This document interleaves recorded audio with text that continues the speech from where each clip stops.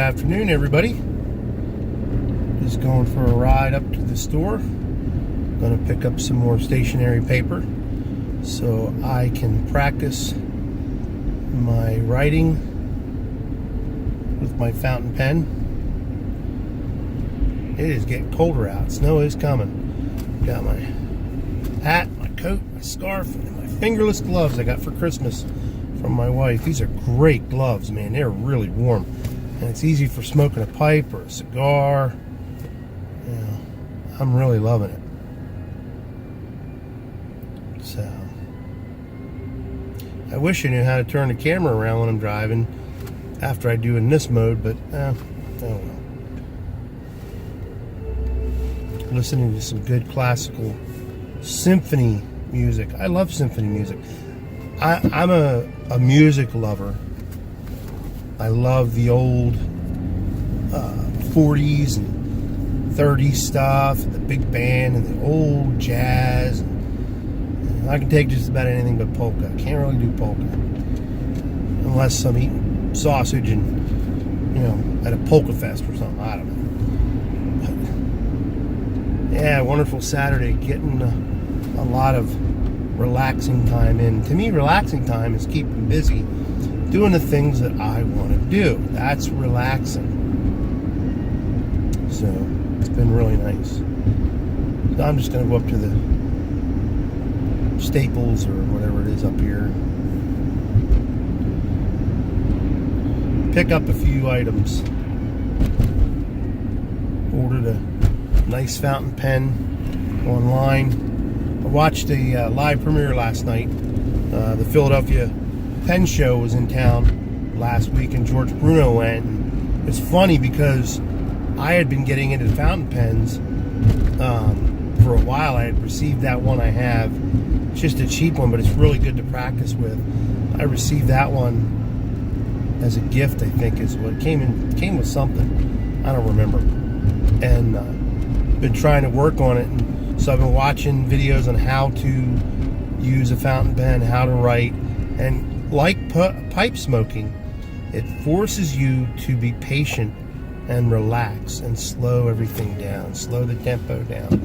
And you really have to think about how you're writing. And in the process, it teaches you to think about what you're writing, which is really cool because, we tend to rush through and we scribble things out, and that's not good, quickly write our thoughts out. This forces you to slow it down, like pipe smoking forces you to slow it down.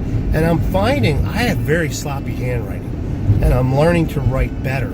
But I'm finding that it's forcing me to write better. My penmanship, there's a word you don't hear anymore. My penmanship is getting better, and I'm actually having fun doing it. And I'm looking forward to once I'm satisfied, because you're always going to get better. You're always going to criticize yourself when writing. But when I'm satisfied, I'm going to start writing letters, or literally handwritten, so legible letters that, my children can read, or my wife can read, or when I write a card out or write a thank you note out. That's how I want to do it. So I'm really excited about it. I'm just at that stage in life where, I'm looking for new hobbies and new challenges and just things nostalgic, just value. There's value there. So it's just pretty cool. I know I'm a pretty geeky thing, nerdy thing to be into, but it's just things I appreciate more. Like I've had a fly fishing rod for years, and I'm learning fly fishing now. And I just had the rod, I just never take the time. And like anything you do, patience is a large part, along with discipline, to get good at what you're doing. You have to have patience. One of the biggest things I've learned over the past 6 months, I think it's been, since I stopped trimming my beard, was patience. I had to be patient with the itching. patient with the grooming, patient with this. There's stages that my beard goes through that I look at and go, oh, that looks terrible, and I'm tempted to cut it down, but I haven't touched it. I have dedicated and committed myself to a year, so I do what I need to do to keep it looking nice. And that takes time. We live in a rush through things society. And, I've learned to slow myself down over the past few years and just enjoy every part of life. Now, is life always enjoyable? No. There's times when it's just not fun. But these are just things, observations that I'm making that have impacted my life. Things that have impacted my life. And I just am enjoying it. When your kids grow older and they move on and they move out, as a parent, you have to find things to do. Because guess what? Your kids aren't always going to be there for you, to be there with you and experience things with you. Before, you kind of had control of that stuff. And you decided where you were going, what you were doing, how you were doing it. Now my children are older and they're, moving on, and they've got their things that they enjoy, their friends and everything. So I'm having to find things to do.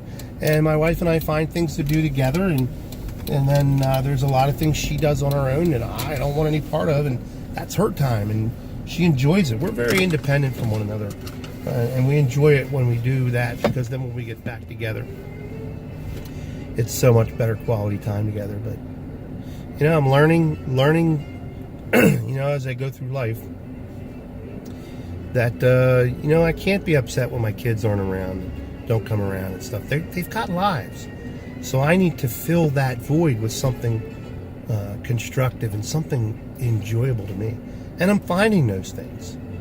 So, just some observations. Have a good afternoon.